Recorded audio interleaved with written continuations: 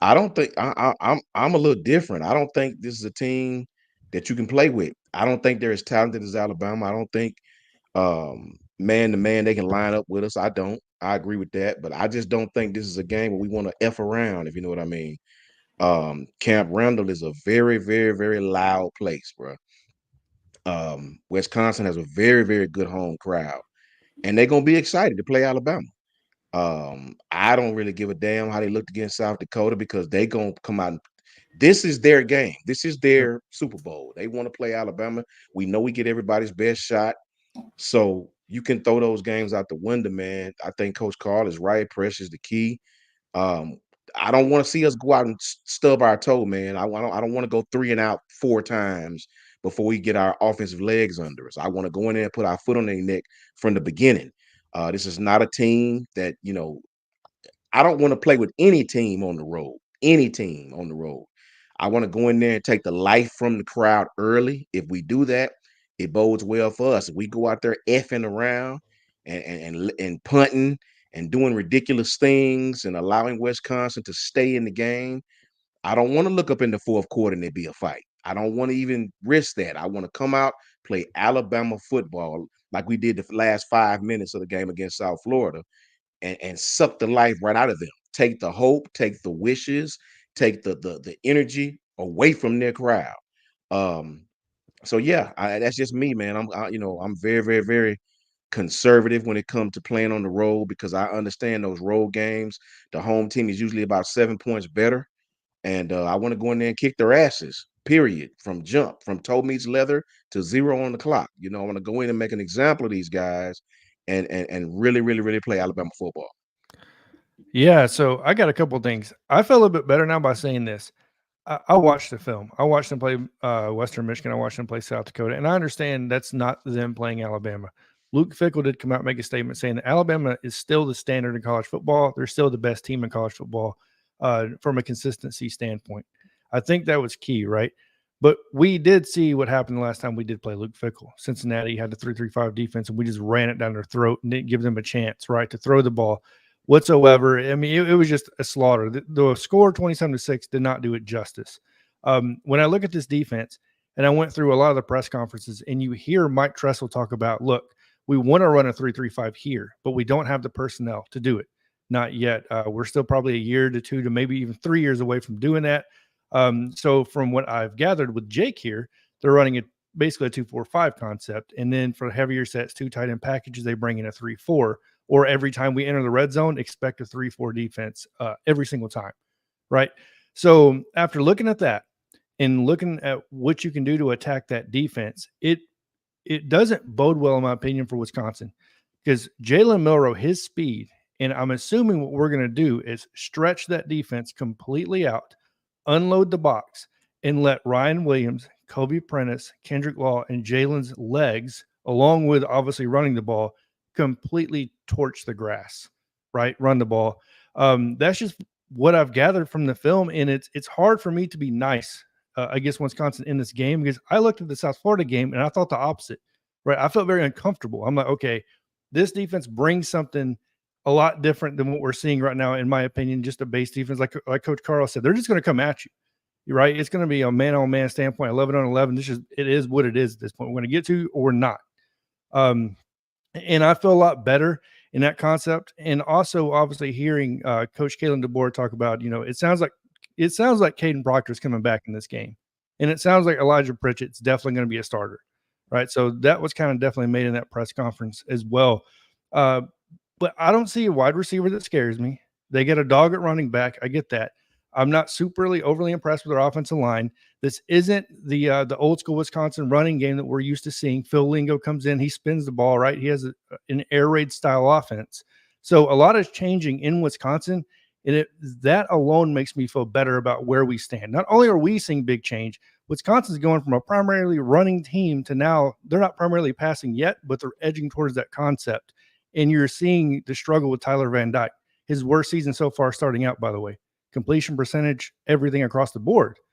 So, yeah, I definitely feel comfortable by taking the spread, which if you guys look on the screen here, it's -16. I don't know if it's moved yet or not from that for Bama, and over under a 52.5. So, but yeah, So moving back over to you, Tyke, saying all that stuff, like, what do you expect to see from the defense in this game? Like, who do you think's really going to stand out? And we'll go around and let you guys give your take on that. Yeah, I think that in this game, you're going to see Jihad Campbell continue his pursuit of the Butkus Award. He is having a sensational season, and it's been an unbelievable year for linebackers in general. I mean, every time I'm watching games, there are guys I'm just watching, and I'm like, dear Lord, you're having an unbelievable season. Jihad Campbell's on that list, no doubt about it. Yep. I also think that this is a game where you could see the secondary get a turnover again, right? I think it's absolutely one of those type of situations. But John, you're 100% right. And this is something before USF, you and I had about a 45-minute phone call. You were about to hop on a stream with Coach Sean. Yep. And I told you something very similar in the sense of USF worried me more than Wisconsin. That's not to say that Wisconsin doesn't have a better roster, but I have the boxing companion sitting right there. I point to that to say styles make fights. USF caught Alabama when the offensive line was being shuffled around, when they're undergoing a schematic change. Last season, neither Tyler Booker nor Jaden Roberts started, and you had a quarterback conundrum in a hurricane. Timing is everything. And that Todd Orlando defense, they're going to live by the blitz and die by the blitz. When it comes to Wisconsin, I agree with you, John. Like, there are some pieces on this Wisconsin team I look at and I'm like, you're a dude, you're a dude, you're a dude. I don't discount that. But as a collective, what are you bringing to the table? And for Alabama's defense, I understand that last week USF ran the ball.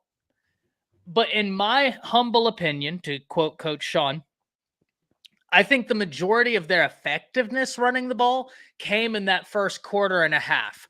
Did they have some effective runs after that? No doubt about it. But you also had an offense that couldn't stay on the field. And when they were putting drives together, kept giving the other team the ball, fumble on the kickoff. Alabama's defense wasn't put in the best position. And you had a quarterback that operates in that veer and shoot system beautifully. Absolutely beautifully. He knows what needs to be done, and he's very good at getting it done, especially in the read option game that they run. Tyler Van Dyke's not that guy. Like, he might be a better passer, sure, but I think that plays into what the defense wants to do as opposed to a quarterback who you have to account for. Alabama last week, and this is the last thing I'll say, defensively, Alabama got in trouble last week whenever they crashed in on the running back. When they stayed home, when they stayed disciplined, and Q-Rob had a phenomenal game at keeping his eyes disciplined on the quarterback. He was really impressive. But when the defensive front stayed disciplined and they all didn't crash the interior, they nullified it. This game, don't get me wrong, they'll stay disciplined, but they will be able to guess more correctly if they crash on the interior. Coach Carl, what you got on this defense from Wisconsin? I mean, that's the same thing I was going to say last week.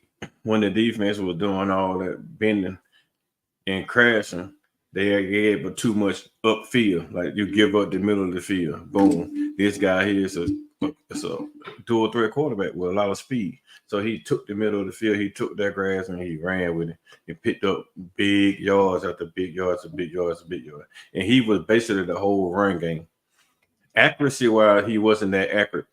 Yeah, I think if that was Tyler Van Dyke we played last week with that South Florida offense, he probably gave up, 2 or 3 more touchdowns because he did miss 2 or 3 wide open passes that could have been caught, and they were still running on some cornerback doing too much of playing man instead of getting back in their drops and then running with the guys. You know, every time you drop in with a wide receiver, you're running with a wide receiver, you train to touch him. If you can't feel the wide receiver, you beat. Either you beat over the top or he done stopped on you and did a stop route or something, came back. So you still beat. If you can't feel him, you beat. And last week, it was a lot of time you could see these guys running and their eyes is on the ball and they're reaching back and they don't feel nobody. Now you got to turn and try to catch up, and the ball was just overthrown, slightly overthrown. If we played somebody Tennessee, maybe Tyler Van Dyke, those are completion. Do they score? Probably so. Then it's a tighter game, and coming in the fourth quarter, we down now instead of being up, badly up. So we coming in the fourth quarter. At that point, we were down. I don't think Wisconsin had the scheme to scheme guys open like South Florida was scheming guys open. You don't have to do a threat as a quarterback for them to have to worry about it. So now when these ends start peeling their ears, you got Quay all on one side, Quindary Robinson coming in. When they start peeling their ears back, you don't have to worry about this guy stepping up in the pocket, taking off. You just got to just go. And he step up, he going to step up into a defensive tackle that's probably faster than him. And I don't think he's going to try to step up. He's not doing their quarterback. He's more likely going to try to get out, he'll try to bail out, get outside, and then throw the ball away. Or he might try to just go ahead and take a sack because most quarterbacks like him don't want to get hit hard. You get hard hit, he's going to start throwing the ball in the bias, and then we end up getting turnovers.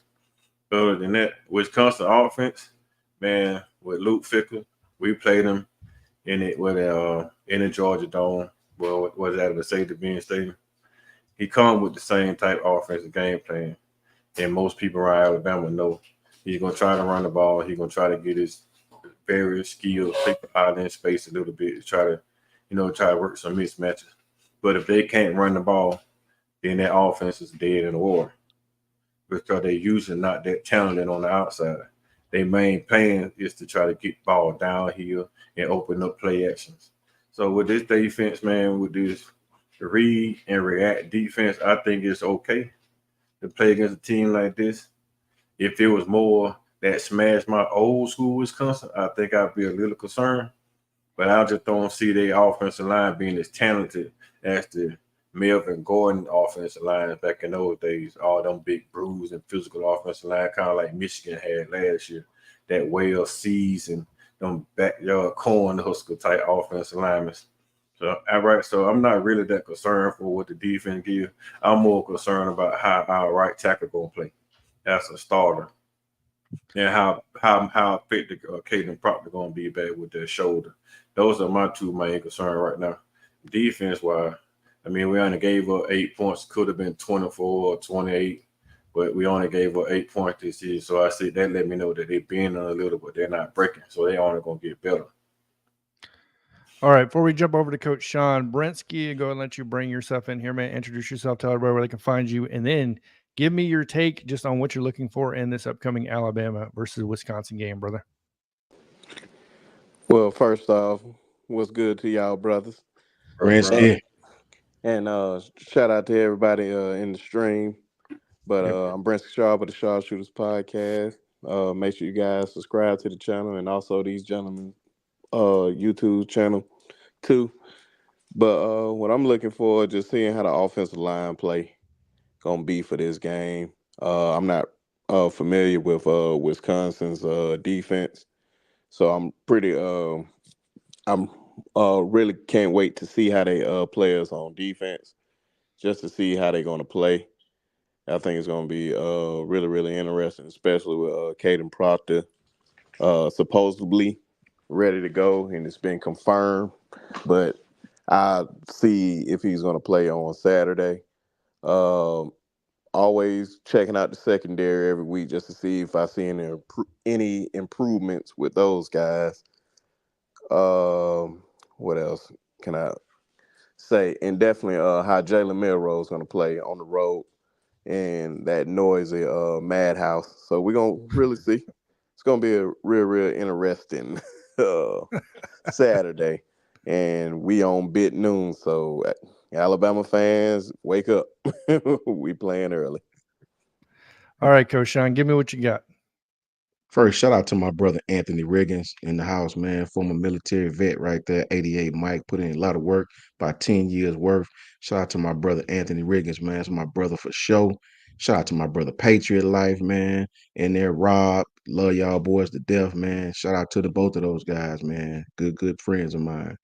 I admittedly, I don't give a damn about defense. I ain't really watched that much of defense. If it's defense, I call Coach Carl or I call Jake or even Ty. Ty is a film connoisseur.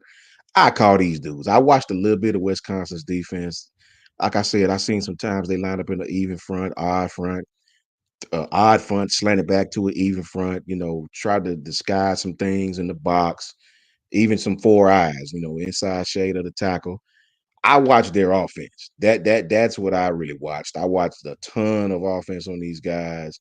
I wanted to know what their strengths was. I wanted to know what could their quarterback do. These guys, it just seemed weird to see Wisconsin running inside zone. A lot of 3-by-1, a lot of pistol formation. You know what I'm saying? A lot of stretch mid zone. I like the fact I like that they double team. They do a lot of combo blocking. Um, on the defensive end, their guards like to move up to the second level. On the linebackers, they do a decent job, man, getting to the second level. I believe their right tackle, Coach Al even pointed that out to me, so I had to go pinpoint him. Shout out to Coach Al too. Me and Coach Al compare a lot of notes. Coach Al hit it spot on. 71 seems to get out of his stance, very, very slow. Big guy, get his hands on you, he can rough you up a little bit, but very, very slow getting out of his stance. I do believe we're going to pick on him a lot. Run a lot of stack and bunch with 2 and 3 receivers to the weak side, try to catch you on the backside. I do like a lot of their crosser routes. They run what we call tunnel. Everybody calls it something different. Shout out to Coach Al Sanders right there. Yep. I noticed Coach Al, they run what we call tunnel. Some people call it crossers. Some people call it spike. Some people call it different things, right? Where the receiver will run underneath one middle linebacker and behind the next one. You understand what I'm saying? He'll release on the weak side and run underneath one middle linebacker and run behind the next one. We call it tunnel. And he'll get some depth, and they'll try to hit you with that to confuse the young secondary. Run a lot of slide protection, a lot of wide crossers. But like I say, number 71, that right tackle, Coach Al pointed out to me. I watched him closely. Physical guy if he can get his hands on you, but very, very suspect in the pass game, man. It he oversets in the loose line, like when they're lining up loose, he overset. When they're lining up tight, he overset. What that tells me is he's compensating for getting beat in the pass pro. Anytime you see a tackle like that, they're trying to compensate and get that little extra step if they can on you. You know what I'm saying, Coach? They're trying to get that extra step on you, man. So I like some of the things they do on offense, man. San Diego, what is it? South Dakota State gave them some issues up front, running the 4-eye, you know what I mean? Guard had a lot of success. It was just real different watching the defense that they ran against these guys, man. That 4-eye, that defensive lineup where the DN is on the inside shade of the tackle. I do like the fact that they do have some plays where they read the box. I've noticed they'll read the box. They'll run quarterback draws out of it. If you try to go 4-over-3 against these guys, meaning 4 defenders to 3 receivers, you're trying to match them with 4-over-3, 3 DBs against their 3 receivers with an inside linebacker, maybe, you know what I mean, or safety, depending on what you're running. I noticed that these guys will run the screen on you out of that formation, and they will run a quarterback sneak out of that same formation, sort of Boise State-esque. A lot of 12 personnel, 1 back, 2 tight ends. These guys do run empty, though. I did see them run empty. Phil Longo. Yeah, I seen it. It seems weird to see Wisconsin running empty, but they do run outside zone. They run outside zone with a stacked tight end. The front tight end will block down. The back tight end will come across the formation and block backside. So a lot of different things they'll try to do to get you out of position. It's not like they got some super duper burners out there. This defense should eat on Saturday. We should eat on Saturday. These guys don't really do a lot of things to confuse you. But when you got a young secondary as young as ours, you really don't have to do a lot of things to confuse you. The bunch sets in itself is tough for any young secondary. I hear what everybody's saying, man, and I agree with you guys. But remember, bunch sets are very difficult to cover if you run them the right way.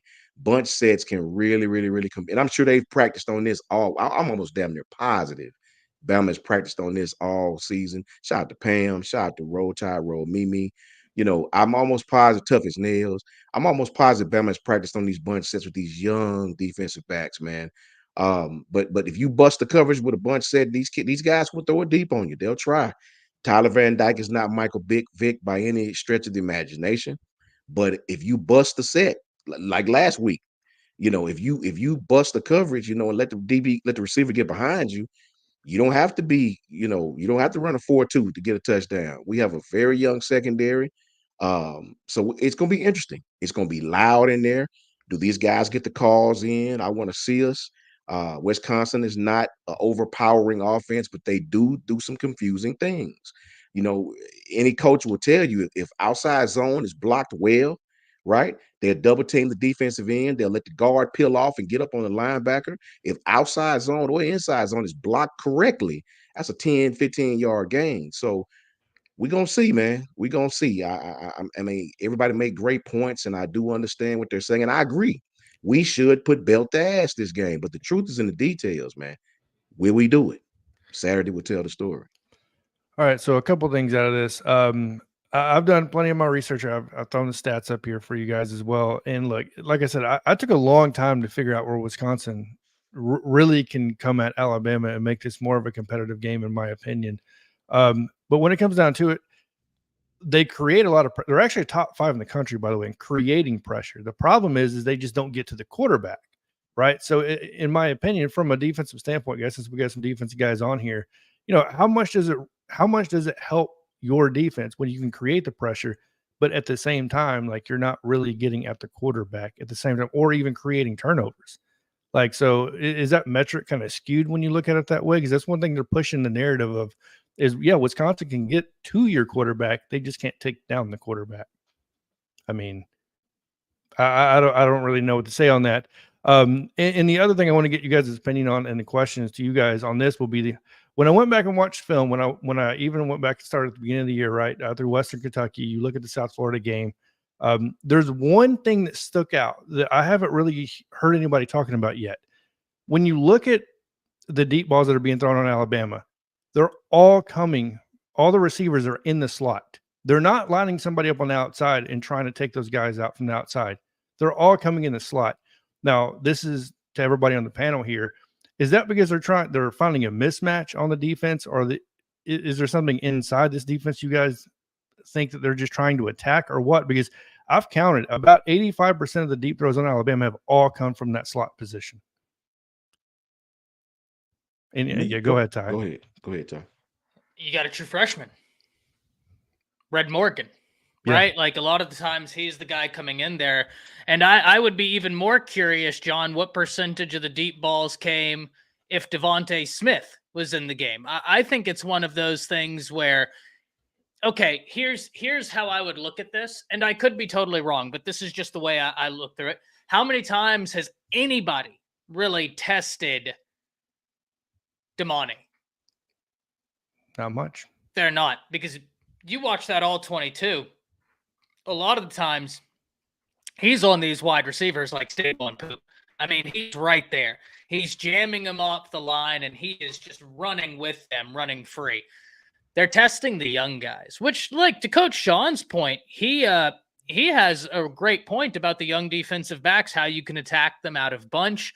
And I think you can expect teams to continue doing that.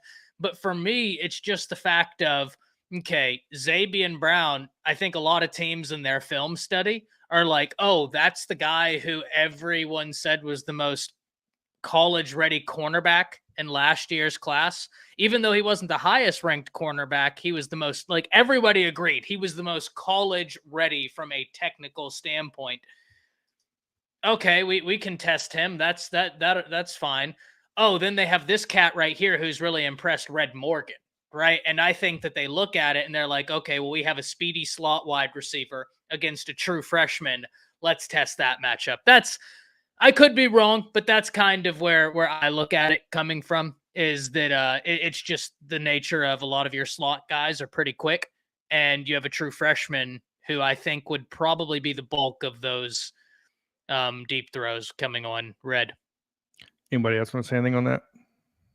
Well, for me, going to the slot is always a lot of times when you play better competition, you'll find your third defensive back or safety being on the slot. Ty is 100% correct. If you have a good athlete in the slot, he's going to be lined up on your safety or your third cornerback, right? Unless you have someone like a Terrion Arnold who's a starter that you move to your nickel or your star or whatever you want to call it, right? So your slot will always have a matchup, if you have a really, really good slot, right? If you have a fast guy, it's so many different variations of routes you can run from the inside with a slot on a third defensive back, on a guy that may not be your outside guy, your number one outside guy. And in our case, Red, who may be a corner that's playing safety, they're gonna automatically attack him. It's a much safer throw to throw a 10-yard out to a slot than go outside the hashes and throw deep to someone and that you're not confident gonna beat the defensive back. So it's a matchup thing. It's kind of what Ty said. If you got a good matchup, if you got a good slot, a decent fast slot on a young freshman defender, you'll take that all day, every day, especially in the slot, especially underneath coverage in space, right? You give the quarterback time, those slot matchups can be deadly if you're not careful. I can remember Pat Surtain in his freshman season played some on the inside, and Pat gave up some plays his freshman season. So that position, you have to be extremely quick. You have to think fast, right? Because these guys run mesh all day from the slot.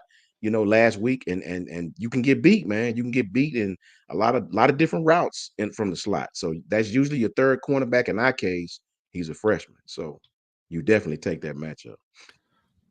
Brensky, Coach Carl, you guys got anything to say?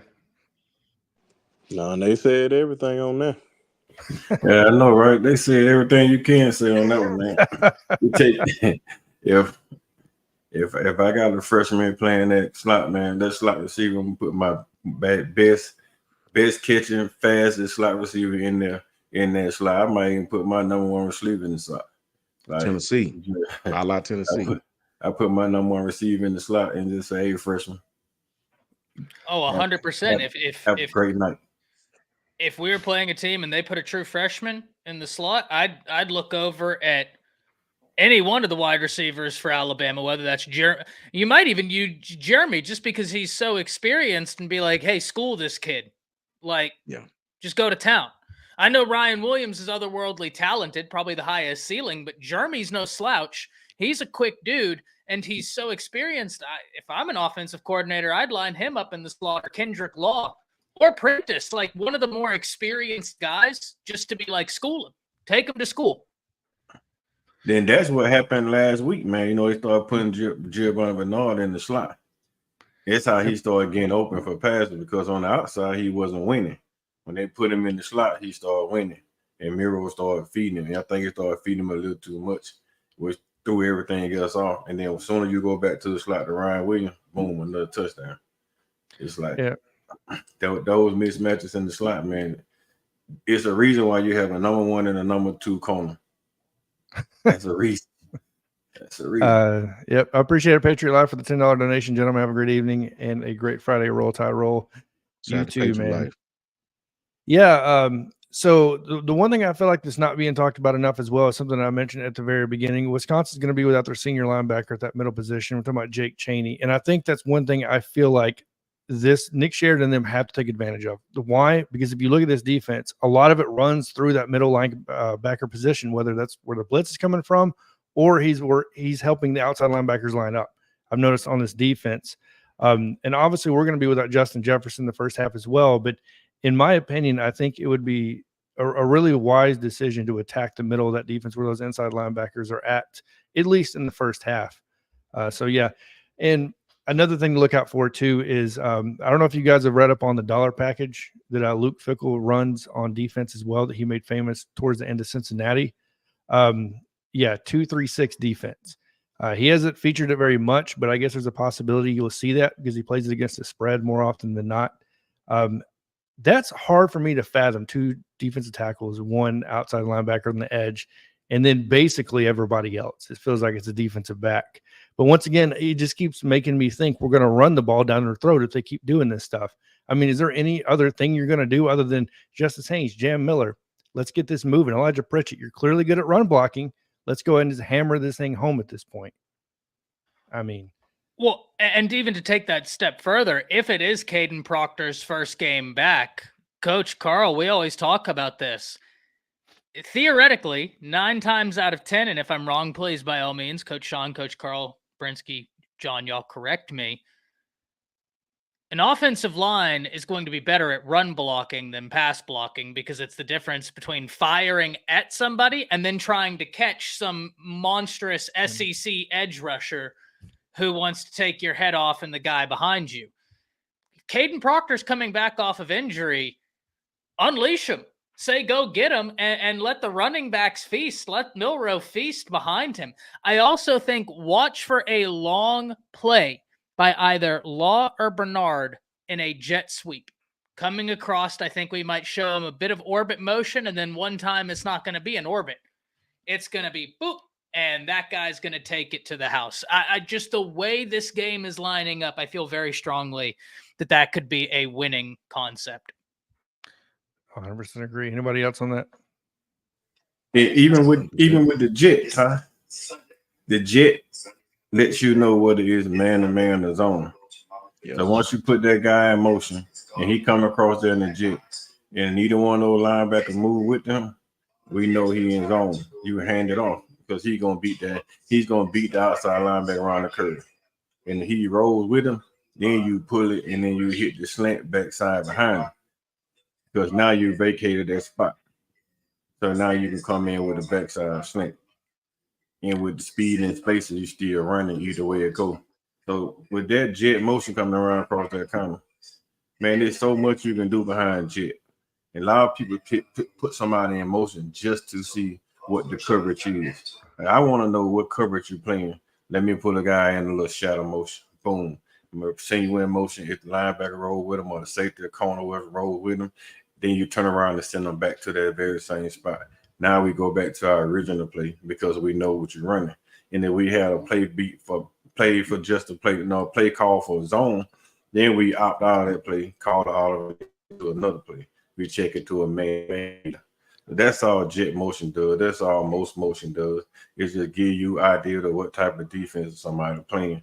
That's why when I was calling defense, it's like a defense coordinator calling defense. If you sent somebody in motion, I would just shift.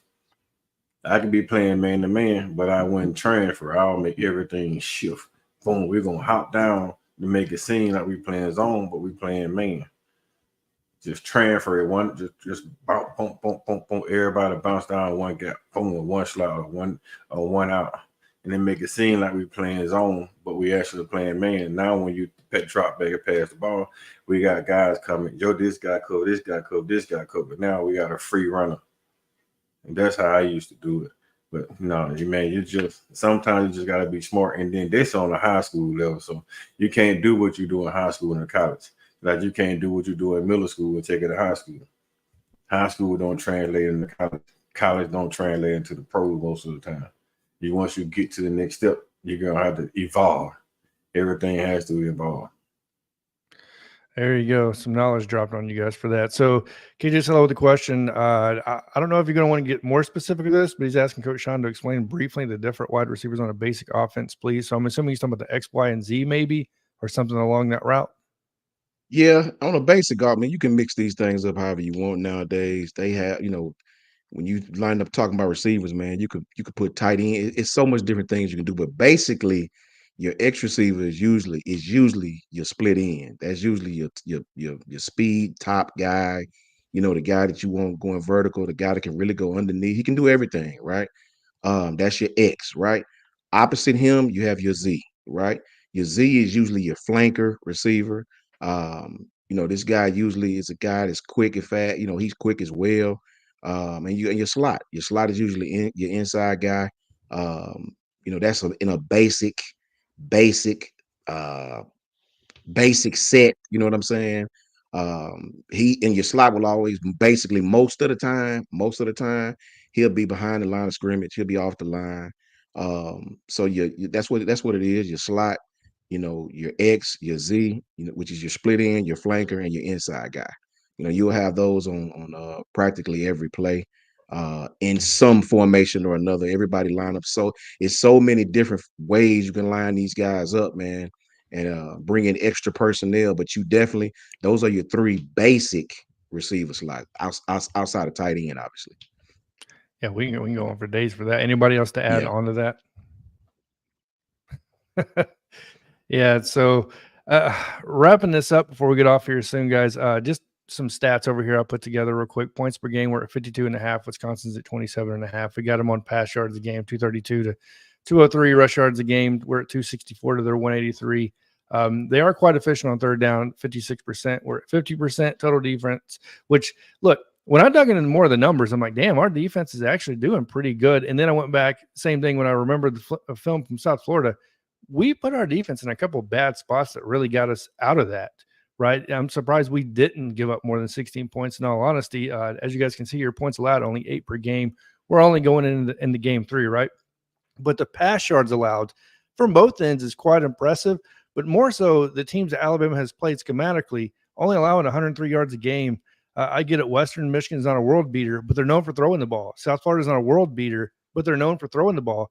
And to your point, Coach, it was South Dakota, not even South Dakota State, that Wisconsin played, right? Yeah. In Western Michigan, they're not going to throw it all over. They'll throw some RPO at you for sure, but they're not world beaters at throwing the ball either. So rush yards allowed, they're only allowed 121.5. We're only allowing 124. And our third down percentage stops is what's so damn impressive to me on this defense. 14% of the time they convert on third down. But to me, that's just astronomical. Believe me, I'm sure these numbers will increase. These percentages will increase slightly. Hopefully this one goes down. Penalties, 20 for 179 in 2 games. They're at 7 for 30. Our red zone offense is at 77%. Theirs is at 80%. And another one that impressed me a lot was our red zone defense, only allowing any points 66% of the time, while Wisconsin allows points 100% of the time. So, yeah, is there anything that really sticks out in stats that you guys have looked at or that's on the screen for you guys? Not for me, man. For me, this is not even a stat game, man. Yeah. For me, this is a pride game. For me, just for me, man. Brinsky, you could chime in on this. For me, bro, it's just about a want to. We didn't play well last week. We didn't play well last week until the last 5 minutes of the game. Wisconsin gonna be hyped to play Alabama. Come out and really show the world, man. Show the world. Come out, do your job, and put belt to ass. It's just that simple, bro. It's that simple. We can talk about the stats. We can talk about who we've played, who we struggled against, who they struggled against. At the end of the day, you're going on the road in one of these funky 11 o'clock games, a la Texas 2 years ago, who didn't look good, who everything we saying now, we said the same thing about Texas. They almost lost to Houston or somebody. I don't even remember. I just know we went in there and we escaped by the hairs of our chinny damn chin. You know what I'm saying? So I don't want that no more. I want you to come out and play ball. I think Jalen Milroe is going to have his best game yet this Saturday. He's heard everything that's been said, and I think Jalen himself would tell you, I could play better. I could play better. I'm sure Jalen would tell you that, right? I'm not, I'm sure Jalen would tell you that. And I expect Jalen to bounce back heavily this Saturday and have his best game of the season. Talk to me, Brinsky. Come on now.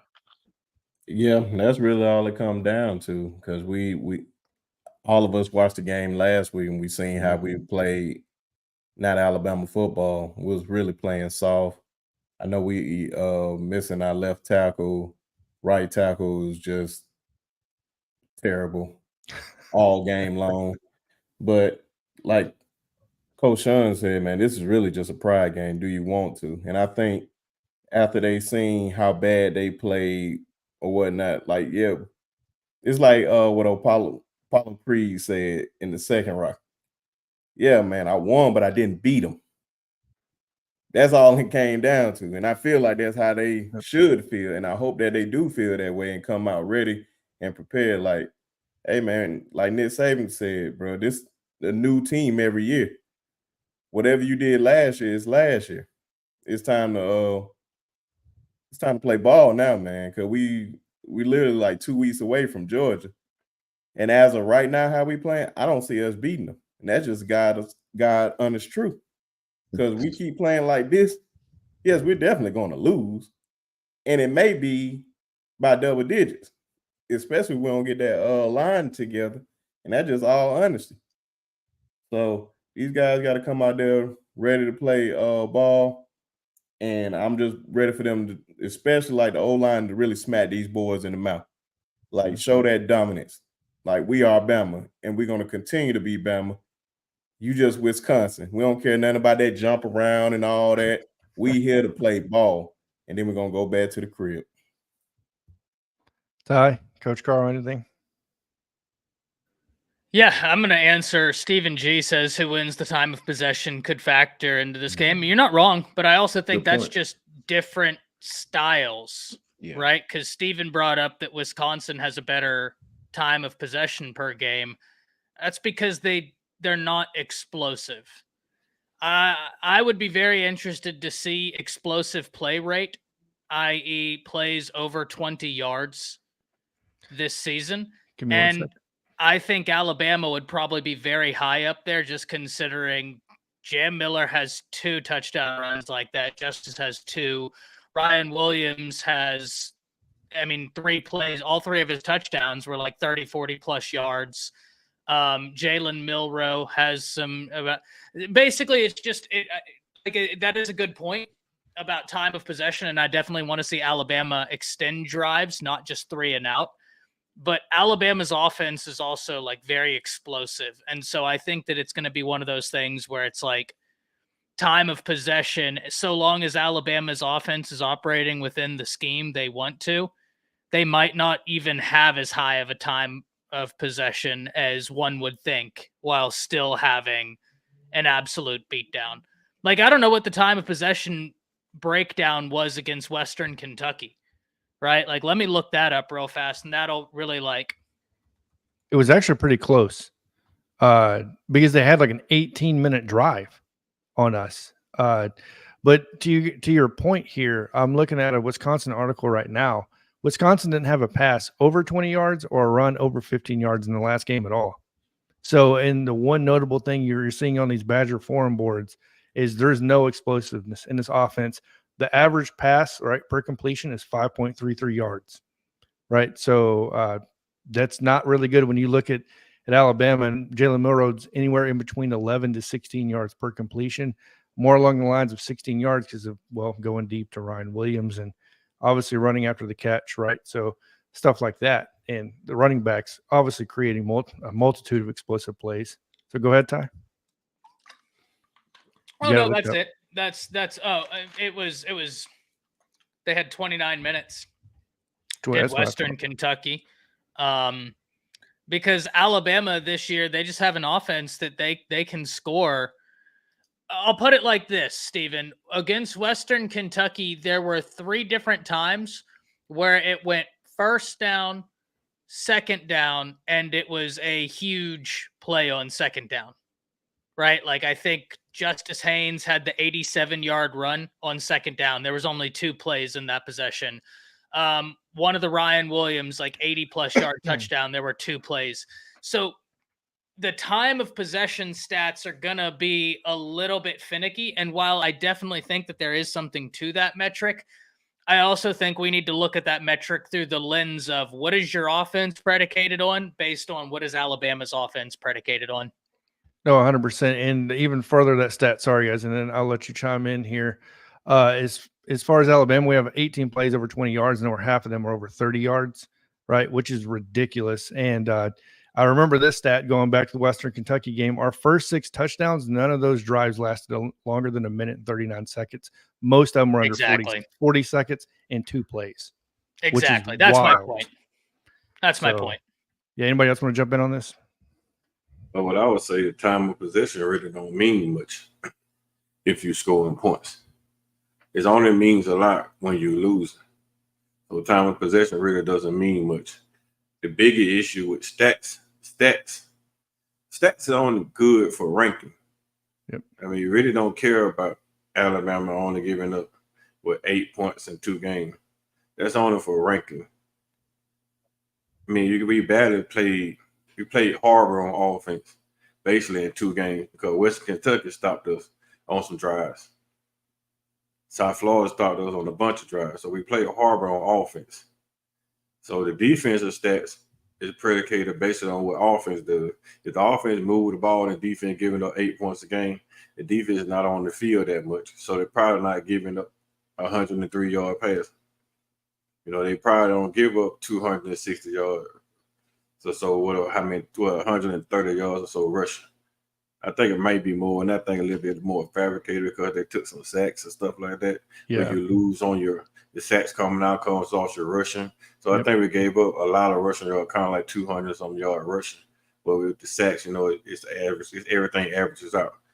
But if the offense is taking a little more time moving the ball instead of quick scoring drive, boom, putting the defense back on the field, they are not as tired. And I think with all this experiment with what they did the first two games about rotating corners and safeties out here and there, keep rotating players, was all just because, they was moving the ball so fast, and now we can get other kids a chance to play. And going into the middle of the season, probably starting this week and going into Georgia, I don't think it's going to be all of those switching out corners, switching out safety. I think they're going to stick with their starting rotation and just let that be. And when somebody get injured or somebody get extremely tired, then you rotate somebody out in that aspect. But just keep swapping them out basically every drive. I think all that's done after this week. We're starting Saturday morning at 11 o'clock. I think that crazy rotation that everybody complained about is probably most likely going to die. Unless they jump out 20-some points on Wisconsin and then they get rotated again, just keep getting those guys experience just in case they need it later on down the line. I don't see a Red Morgan line up against Georgia. I just don't see that happen. Not Red Morgan line up in the slot against Georgia. Kirby Smart to eat him alive. Right. I mean, that just won't happen. So with these stats and then the time of possession, really don't care about it right now. It only matters to me when Georgia come to Tuscaloosa. If Georgia beating us on time possession coming to Tuscaloosa, we taking the L. That's the whole fact. And that's just it. Unless we just run the ball up and down Georgia ass so quick and so easy. And scoring. It's just like we got diarrhea running out the ass. It's the only way I can see time of possession don't matter against Georgia. But if Georgia beating us in time position, we taking that L. And that's period, because Georgia, Kirby Smart, they coming downhill at you. They running that play action pass. And when they get you to start sinking it toward that line of scrimmage, they're going to start dumping that stuff across your head.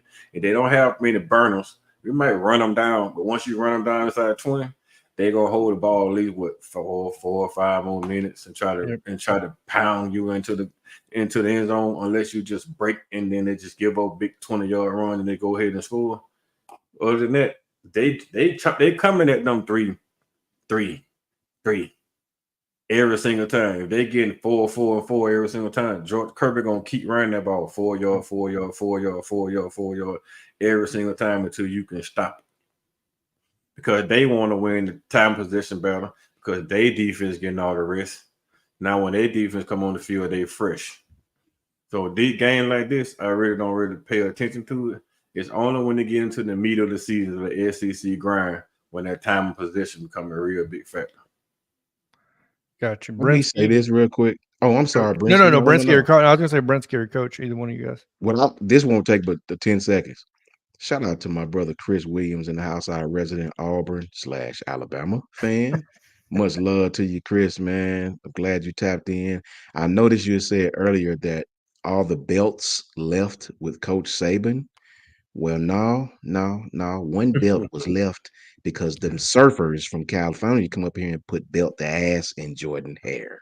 That belt was left. That wasn't a belt. That was one. You got beat by some damn surfers. Boy, you got way more problems to worry about than Alabama. You want to know the beautiful thing about that? You want to know the beautiful thing about that? We've heard Auburn fans say, like, "Oh, you can't win in this league with those California kids." There's a bunch of California kids just went in there and whooped Auburn. And let's be very honest, that score lied. That second touchdown they got was a gift from the refs, because that pass interference was non-existent. That was 5 interceptions. And remember, this is not the USC Cali kids, the South Central, the Southern Cali. This is the Calabasas California kids. You know what I mean? You got beat by some surfers, bro, from the OC. Boy, you got way bigger problems to worry about than Alabama. Go ahead, Brinsky. I'm telling you. You know our favorite fanboy, man. He's a fanboy. Hey, man, I don't know where this whole California narrative came from, boy, if you can play ball, you can play ball. It doesn't matter, man. If you can play ball. I know plenty of guys that came from California thumping. And last time especially a lot of Hall of Famers and some of the best at their position. Yep. But you can look that up, Chris. But dang, talking about him made me forget what I was about to say. Surfboard the ass. Yo, surfboard the ass. So while you're thinking about that real quick, Ty, I don't know if anybody has any information on Bray Hubbard. Is he healthy or no? I know he did get hurt. I looked it up when they asked. I didn't see anything on Twitter. I haven't seen anything. Yeah, because he definitely was injured. I honestly don't know, and I didn't see anything put out at all about this. But yeah. Oh, Beach Boys. There we go. There you go, man. Oh, so here he says this is an Alabama show, but since we're talking about Auburn, look at the refs. Oh man, here we go. Listen, it's always the refs. No. I'll grant him this. I don't know if for the majority of the game there was awful refereeing, because this is what I will give him. I have seen some of the most abysmal refereeing this season that I have ever seen. You know it's bad when Jahad Campbell is chasing down a quarterback that's still in bounds, that's trying. Yeah, and they call that flag. That sucked, man. He pushes him out of bounds, and they call unnecessary roughness, late hit. It's like, did you want him to just run to the touchdown? Is that where? So that very well could be true, Chris. I have, in your favor, seen some of the most abysmal reffing. Aaron Murray is a former UGA quarterback. He did that breakdown of Alabama USF, and he was appalled by how often USF did not draw pass interference penalties, because he said they were running down these wide receivers, holding on to them. But I will also say this, Chris. That defensive pass interference that led to the second touchdown, that was another one of those abysmal calls, but it went in y'all's favor. So I have no doubt that the refereeing, if they called that defensive pass interference when that should have been an interception, I have no doubt it was awful refereeing, because that was an example of awful refereeing. That was a clear, clean play by the cornerback. And in fact, there were 2 interceptions that got called back, and I don't think either of them were DPI. I think they were both clean. But I will give him this. I have seen god-awful officiating this year. Yeah, especially the one with Jordan Jefferson. I don't know. I'm like, when I see now, like, man, come on, man. If they throw him out, bro, I just give up. Well, that's why I do agree with Chris on this one. They throw targeting fouls if you sneeze on the quarterback. I completely agree with you there. I completely agree with that. 100%. But Auburn complaining. They took 2 targeting fouls, and then they overlooked targeting fouls on Auburn, because they were taking shots after shots, especially when they got down 14-7. They started coming in, dropping their head, trying to take people out. Well, it's just like the unnecessary roughness. I think Ty Simpson's going to be a great quarterback for Alabama next year, but they called Western Kentucky on an unnecessary roughness last week. 4 years ago, that's a play where you take that defensive end down on a steak dinner night for that hit on a quarterback, right? Like it caused an interception. That's not on Ty. You're a quarterback. You see an open wide receiver, you go to pull the trigger, and then wow, that's not on you. That's the game of football. But they called that, and I was like, boy, that's not a penalty. That was a great play. They say he hit him in the face mask. That, I guess. That was a great hit, man. And Ty, I know you pointed out one super questionable call in Formby. Obviously, the holding where the defensive end, I think it was defensive end, just was falling down. He fell down, and Formby just laid on him and holding. And I'm sitting there, and I'm like, this is the 4th game I've watched today, and in every single one of these games, these refs are dog water. What is happening? Now, I can explain that one to you, Ty, because I took the class for the refereeing. If you pancake block, you got a pancake block on the back. You can't pancake block them on the stomach. If they fall on their face, you can put your hands on them, push them down, but you can't lay on them. If you lay on them, it's going to be considered a holding penalty. Oh, wow. Okay. I didn't know that. Okay, fair play then. That's Oh. crazy. The more you know. That's that knowledge drop. That's why Not that way.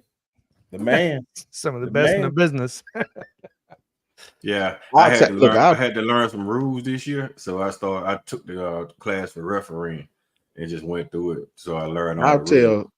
I'll tell Chris this. You guys got to fix Peyton Thorne some type of way. And everybody piling on Peyton Thorne, but remember this, Chris. Yes, he threw some turnovers. Yes, but whoever the OC is did not put him in a lot of good situations on third down, man. Even when y'all had third and short, some of that stuff y'all was running, he ain't Cam, man. It's like you got to put him in favorable situations. They didn't help Peyton a lot.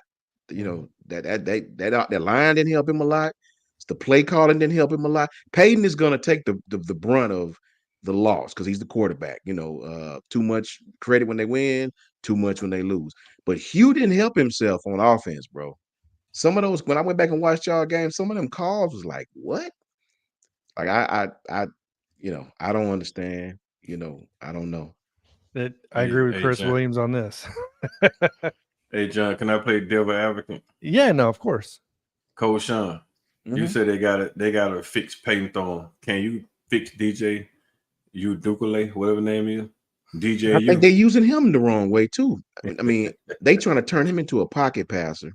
When he was in high school, he wasn't no pocket passer. He ran around, big old rascal.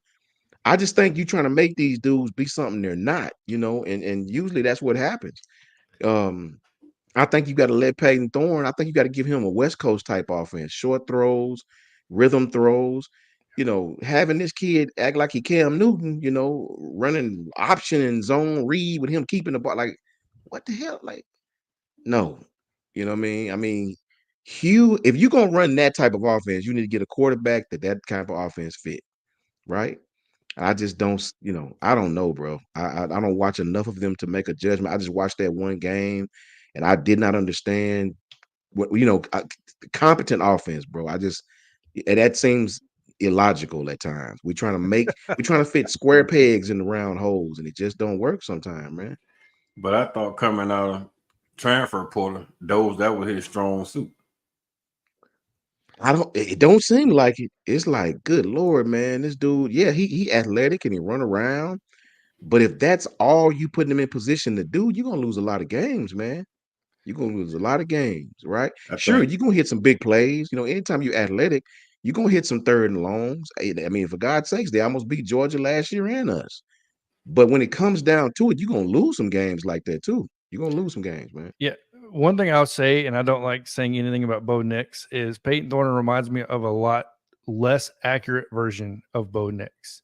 You know what I mean? Walmart version, bro. Exactly. Yeah, he's definitely the Sam's Club. Dollar Yeah, exactly. Not that I have anything against Mountain Lightning, but yeah, that's pretty much what you're getting in this instance when you get Peyton And they Thorne. got to fix the at interior Auburn. of the offensive line. They interior of the offensive line from guard to guard. They got to fix that, bro. They was getting it made me thankful we had the interior we have after watching that game. Well, Coach, what did I list as my 3 questions for Auburn were?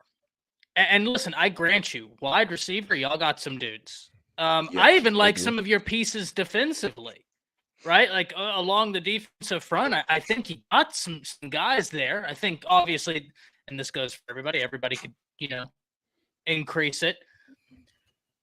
My 3 questions for Auburn were quarterback, secondary, and coach.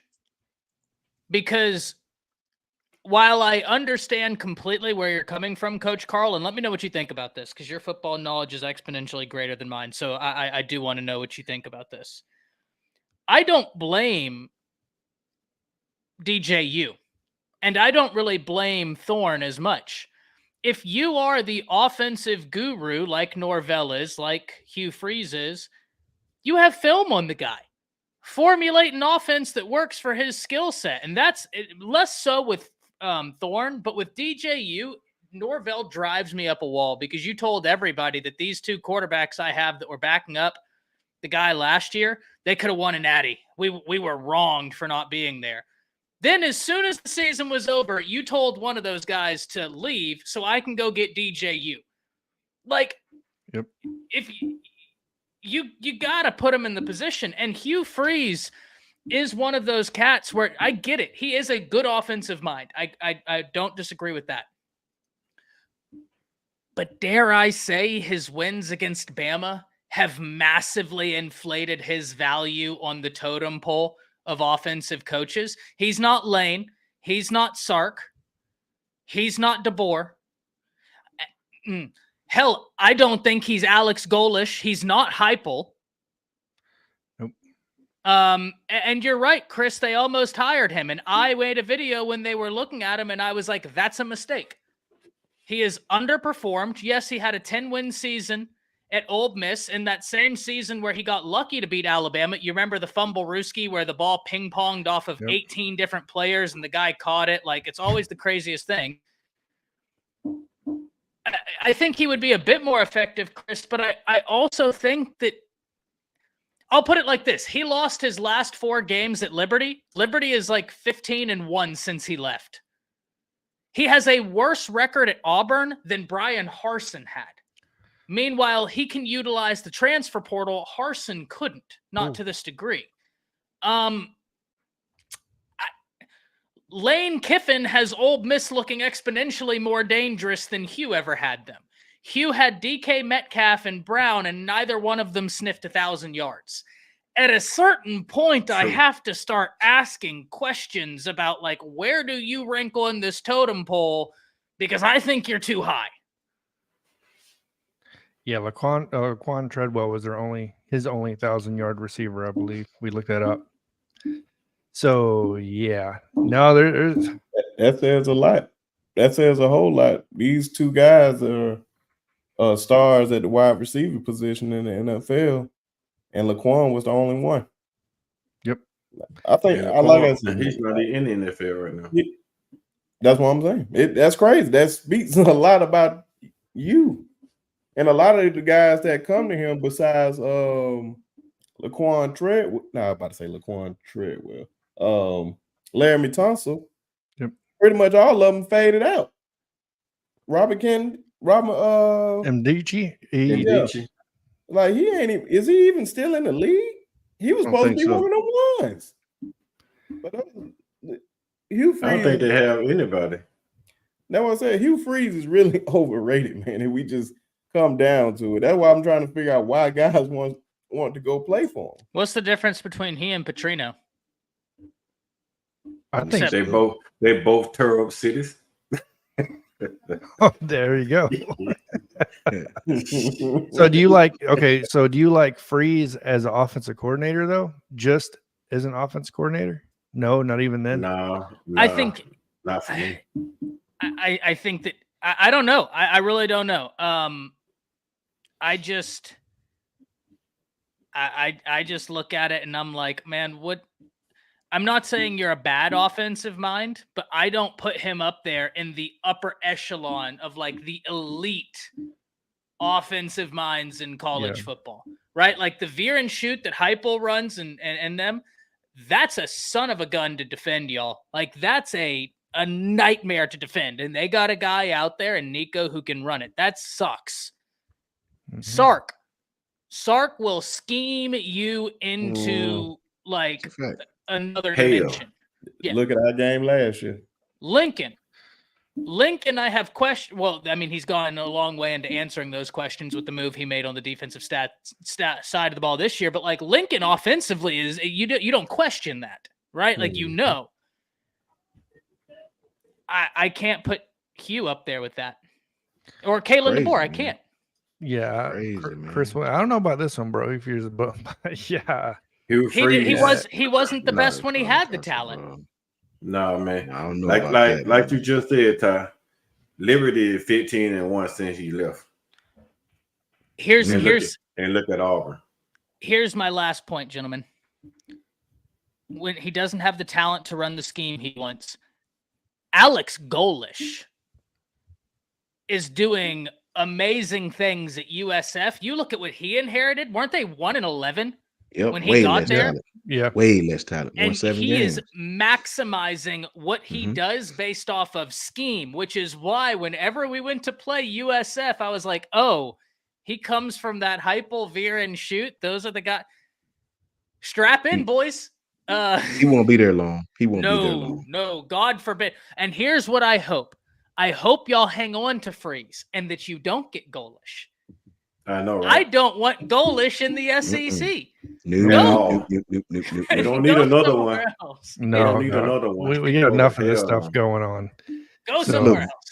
Vols Nation champs, from Vols Nation, and you know I'm not a Tennessee fan of Vols Nations. I'll be real with you, but this is what I want you to know, and I want you to listen to this, Chris, and for all these Florida State fans. When I watch Nico, this is what makes Nico better than these guys. He has a competent play caller, bro.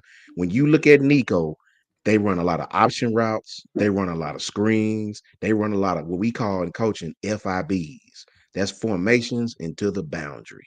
They do things to extenuate this kid's talent. You got DJ, they run the ball well enough to extenuate this kid's talent.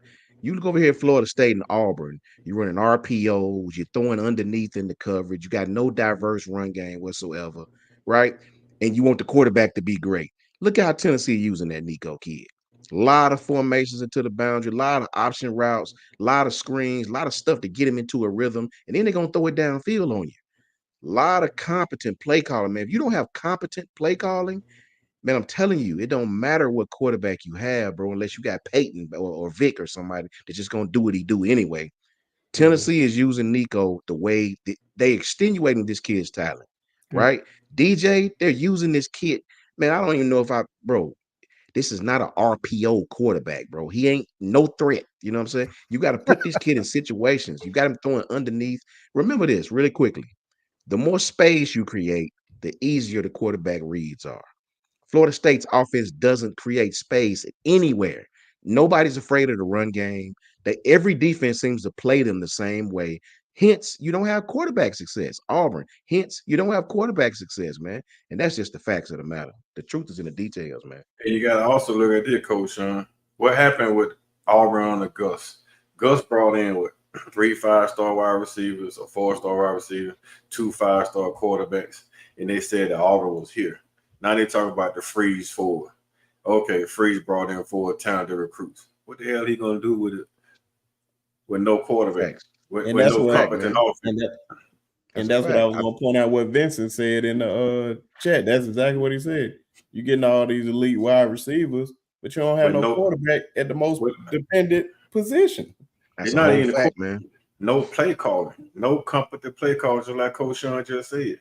Yeah, Everything Auburn runs, these guys have to win. If they don't win, that ball is never going to make it. If they have to be wide open to get the ball. If you ain't wide open, they're not making catches. So you got to win off the line, and you got to win off the break. You got to win off the miss. Like, you have to win in order to get the ball in your hands. And they're not winning because the play calling is not designed to get anybody open. They can't scheme people open. They just have to use their talent to get open. And even these freshmen, I don't give a damn how talented the freshman you are. Even Ryan Williams, he know how to take top of the defense. But if the play call is not on point, Ryan, you can see Ryan he can't even get off the top of the defense when the safety's sitting on him. It's a whole fact. And he probably the most talented kid that came out of high school this year. Honestly, between him and Smith, see, you can't even tell who the best. Yeah. And this is an insane freshman crop of wide receivers. And Chris, there is an element of being vanilla to this offense, right? I would like to see it expanded because I don't want you to get to Georgia and then you're like, oh, this is what we're going to do. But even if you go back to DeBoer in Indiana and Sioux Falls, you look at those games, there is an element of being vanilla. I would like to see you get further into it just to rep. That's neither here nor there. But what you said, Coach Carl, this is an insane class of freshmen in general. Dylan Stewart out at South Carolina. You look at the cornerbacks that Alabama is fielding right now. Those guys are going to be really good football players. Yep. You look at Ryan Wingo. You look at Cam Coleman. You look at Ryan Williams, Jeremiah Smith. The wide receiver class is unbelievable. I mean, this freshman class as a whole is just insane what they're doing. And the last thing I'll say is And Vols says, "What's vanilla?" I don't know, because it's new. Vols, it's a brand new offensive scheme. So it's just like when Josh Heupel first got there, you had a rollout period, right? Because it's not something that's just like hyper easy to pick up. It's a total differentiation in what Alabama was doing last year offensively to what they're doing this year offensively. And it's one thing to practice it, but games are totally different than practice. And so it's about rolling out like, okay, well, these are the fundamentals to which we need to be successful at to be successful within the offense. And I think right now you're in the fundamentals standpoint. DeBoer's offense is notoriously difficult. That's just certainly my opinion. But whenever, Coach, you were saying like, oh, you got all these wide receivers, but no quarterback, all I could think about is why are alligators so ornery, gentlemen? Dude. Because they got all them teeth and no Oh, toothbrush man. to brush them with. Oh man. Hey, I'll even give you an admission, and you'll Oh. never hear me say this again. So, in the nows of history, you better listen because it'll never come out of my mouth again. Here we go. I'm gonna tell you a team that's gonna be a very big problem in the future. They're recruiting not just great athletes, but they're recruiting what they need to be great. And they got the trigger, man. Tennessee is gonna be a problem in the future, bro. I'm telling everybody right now. Them dudes is gonna be a problem. They got everything they need. I hate to admit it, but you're right. It's a whole fact, man. I'm telling you, Tennessee, they know the best teams know who they are. Coach DeBoer in Alabama, we're still trying to find out who we are, right? He's learning his team. It's just his first year, man. It's just his second game at Alabama ever, right? They're learning who they are, man. They're going to be good. We got enough talent to compete with anybody. Josh Heupel is building that roster to what he likes to do. It's a problem. They've gotten better on the defensive side of the ball. They have depth now. Tennessee in the future is going to be a problem in the SEC for all of us, and that's the straight up truth. All of For us. the nation. For the nation. I John, you know this. Coach Sean Brinsky, I think Brinsky, you and I had just started doing content together, but Coach Sean, Coach Carl, we unfortunately hadn't met yet. Thank God that the future came, and here we are. But John Brinsky, y'all know, when Nico came out, I said, I love this quarterback class. But Nico, yes, I think it's great that they sat him a year just because I think that he was one of those guys, and I always said he has the highest ceiling, but I think even in a perfect situation, you sit him a year, you let him grow, you let him get in that strength and conditioning room. But ceiling, holy cow, man, that guy is really darn good. I mean, he's so much fun to watch play football. Let's be honest. If he had any different uniform on, if he had an Oregon uniform on, because I know we're all Bama fans, right? He had an Oregon uniform on. I mean, you'd be lining up to watch Oregon play football because of what he can do, right? Like he's a fun quarterback to watch, man. He really is. People won't tell the truth, but NC State had a decent team, and they whipped their asses. They did. Is that what you want to say? Yeah. Thank you for the $5, Kareem. Yeah, Scream 140. Yeah, I was going to point this out, guys. Don't keep hitting them with all that knowledge for sure. You know, Tennessee is definitely going to be an issue. They're going to be, look, and they have a stacked quarterback room. So even after you can say Nico is gone, they're stacking for the future, Tennessee. There's a serious problem at Tennessee if you're an Alabama fan, in my opinion. I 100% agree with that. And to your point too on that tie, you talk about Nico is my second favorite behind. I love JFA. Yeah, I followed Jackson Arnold probably closer than anybody because I fell in love with his film, right? His dynamic playmaking ability, bootleg out. This dude has a strong arm. And eventually Jackson Arnold got that 5th star, which I definitely think he deserves. But Nico, when you watch his film, you're like, he's ready now.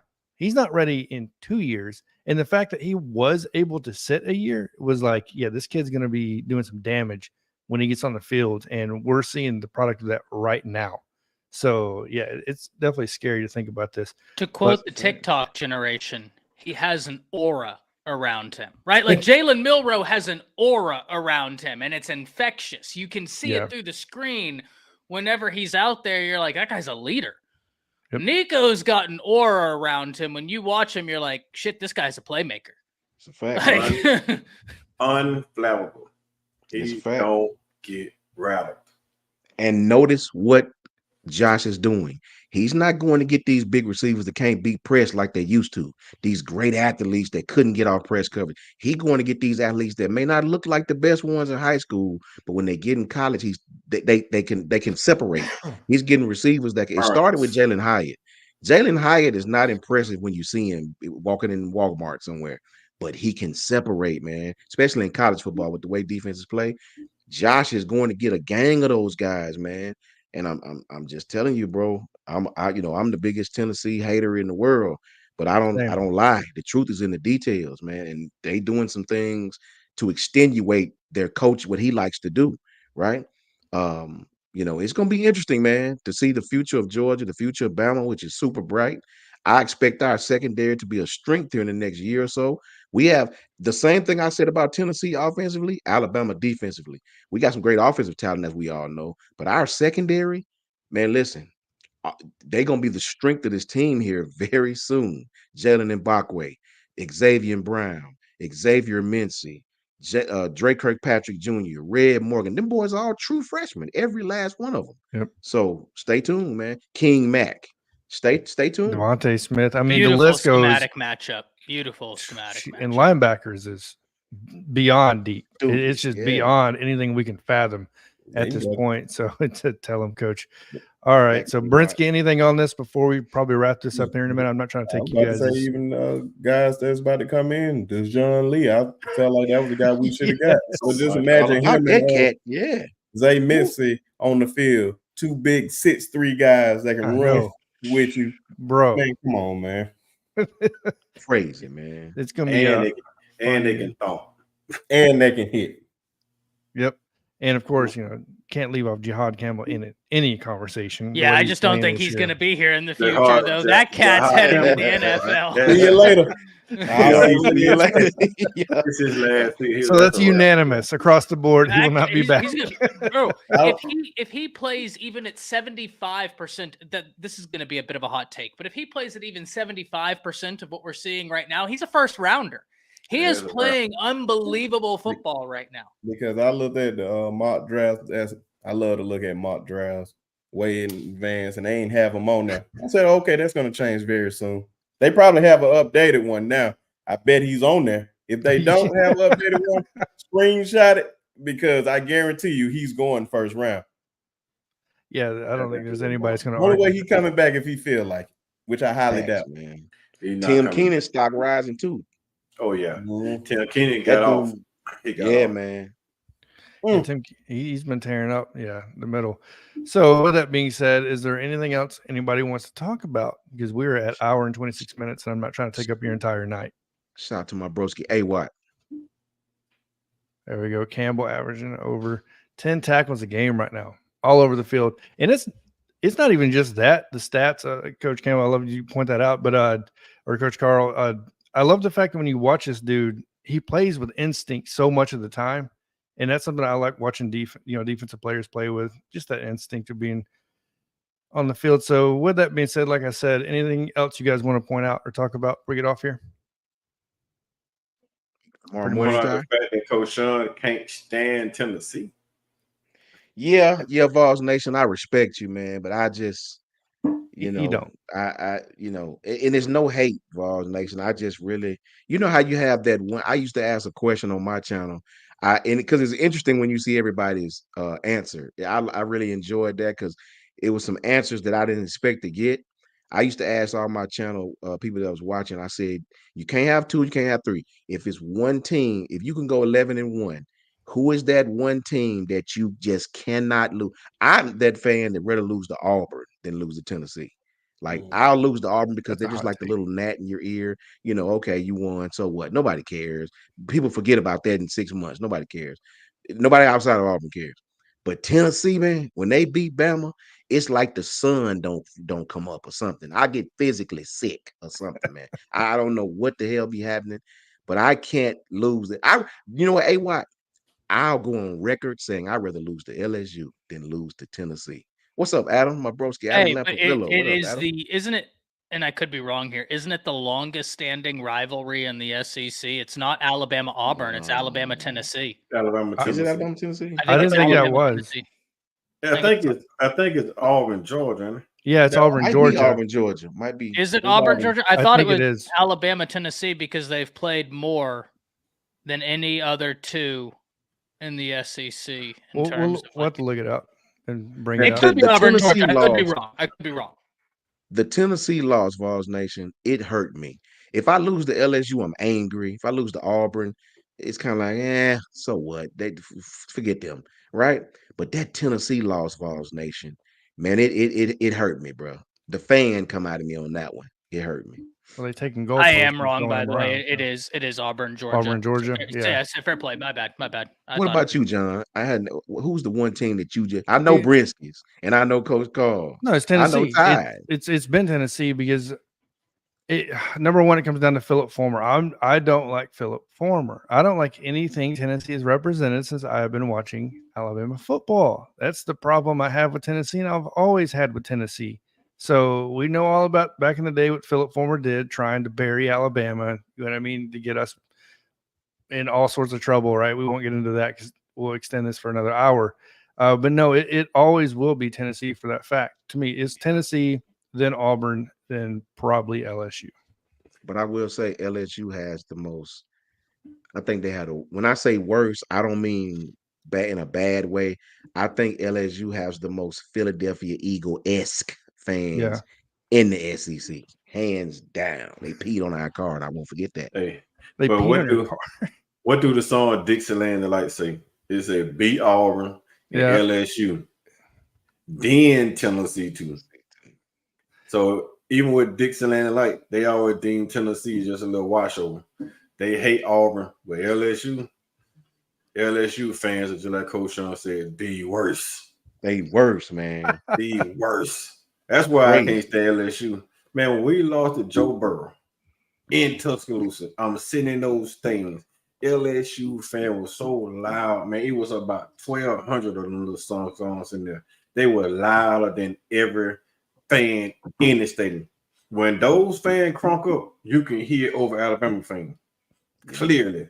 And they were drunk, loud, and obnoxious. When they was winning, they throwing beer everywhere, standing up, pulling their shirts up. Nick Saban, like they different. They different. Now, ain't nothing going to top Auburn in my eyes. Nothing is going to top Auburn. And I'm telling you, my hate grew even more. And I hated this man. I love him now. I have to admit, my 19-year-old self would have been like, "What the hell are you talking about? You love this man." And that man is Cam Newton. When that man, what he did to us on that day, and we was annihilating them, and it all turned, it's like the wheels just fell off after Mark Ingram got the ball pushed out, and it just rolled into the end zone. I think it rolled like 20 yards into the end zone. I could not believe it. And I should have known, like, bro, it's about to be a long day after that. I hated Cam Newton so bad. I was quiet a whole week off that Iron Bowl. Man, I was sick to my stomach. Oh, week? The kids ain't got nothing on that. Yeah, so there we go. Anybody else? When they put that Cam Newton jersey on that Bear Brown statue. Jesus. Oh, I wonder. Yeah, that's terrible. That was the worst of the worst. That I ain't gonna lie, mine was 2 years ago when we lost to them with Bryce. And the way we lost with that bogus pass interference call or whatever the hell it was, the game, whatever, what was it? An interception or something? Kool-Aid pick it off and then call pass interference. What about that should have been the game over. 17 seconds that they run all the way down the field. They call it man. Bro, when we lost that game, bro, man, my neighbor was the big, Dave Cox. He got a Tennessee tattoo on his arm. Man, these dudes was knocking on my door. I didn't even want to answer the door, man. I was so mad we lost that game, man. I know, they real country. I know you in there, Sean. I know you in there, Bubba. Open the door. Man, I was in there like this, mad as hell. I mean, bro, I was physically mad that game, bro. Like, I don't usually get like that because I played this game. But, bro, when they beat us, bro, I was hurt, bro. Hurt. Like, yeah, there you go, guys. So ending on a great note on finding out who hates who, right? So I mean, I don't think there's a better way to end this thing. to be honest with you. But looks like we got some future talking points here in the future here in the next couple of weeks, obviously. But with that being said, anybody else with any last words before we get off here and I'll release you guys back to the wild? Thank you, John, for having us, brother. No, of course. I appreciate everybody getting on here, right? So love the experience, love the talking, love the knowledge dropping, obviously from the coaches, and Ty studying film all day, then dropping that, and Brinsky getting on here, getting to know Brinsky and everybody on here really more outside of Ty. I've known Ty for a couple of years, but yeah, a great time. Yeah, exactly. Don't make me bring up that old intro showing you though, you know what I mean? Your original backdrop. So, but yeah, I'll pipe down. Do what? I said I'll pipe down. No, I appreciate you guys getting on here for real though. This is a good time. Obviously, all the knowledge and stuff like that. But tell everybody where they can find you at, Coach Sean, starting at you, then wrapping around and ending with Brinsky. You can definitely find me, guys, if you can, tapping with me at JMHO Sports Talk right here on YouTube. JMHO, that just stands for, if you forget the letters, it's just my humble opinion. JMHO Sports Talk. Go like, go subscribe, and at JMHO Sports Talk. Same on Twitter. Tomorrow morning with my man Ty, about 9 o'clock in the morning, we're gonna get it cracking one more time. Tap in with all my brothers on this channel, as well as Jake, as well as Jance, as well as Smook, as well as Jason, well as Coach I. Everybody, great content from everybody, and thank you, John, as always. Growing channel. Roll Tide to you all. Ty. Yeah, you can catch me at Around the Table Sports. Vols Nation asks, where did that name come from? Well, because we do a lot of roundtable panels on my show, but to be 100% honest with you, Vols, I made it because I was doing an internship and I didn't expect it to take off. And then the channel blew up, and and now it's too late to change it because, you know, branding and all that. So it's Around the Table Sports, but you can catch me there. You can catch me on the Bama Standard. You can catch me every Friday on my live show with Coach Sean, where we roundtable Friday mornings. We roundtable Monday afternoons to give us previews and then the post-game talk. You can catch me Fridays after our roundtable on my channel on Bleacher Report doing the National College Football Pick'em Show. Then you can catch me Saturdays after the Alabama games on Bleacher Report doing the post-game analysis. Would love to have you all over there. All right, Coach Carl. There we go. You can find me on Twitter at Coach KD Taylor, or you can watch some of my video clips I have been posting from the University of Alabama football games, and that's that's on the Block Sport Talk with Coach Carl. That's on YouTube.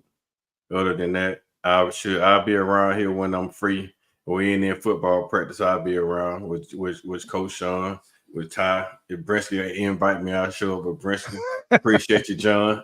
No, I really do for the invite. You know, I wasn't doing that tonight in the way we had the day off, so it was actually kind of cool today. I get a chance to sit down with my brothers and talk football. And I appreciate everybody being here. And one last thing I want to say: go Cal Bears. Go Cal. Brinsky. Oh. Well, I'm Brinsky Sharp of the Sharpshooters Podcast. As always, it's in the chat. Hit that subscribe button to the chat. Almost at 600 subscribers. So appreciate y'all. Appreciate you, John, bringing me up here, my brother. You just hit, I said last time we was on together, hit 200 subscribers. Now it's time to get you to 300. So everybody in here should definitely go over there. Shout out to my boy, Coach Sean. My main man, Ty, my boy, Coach Carl.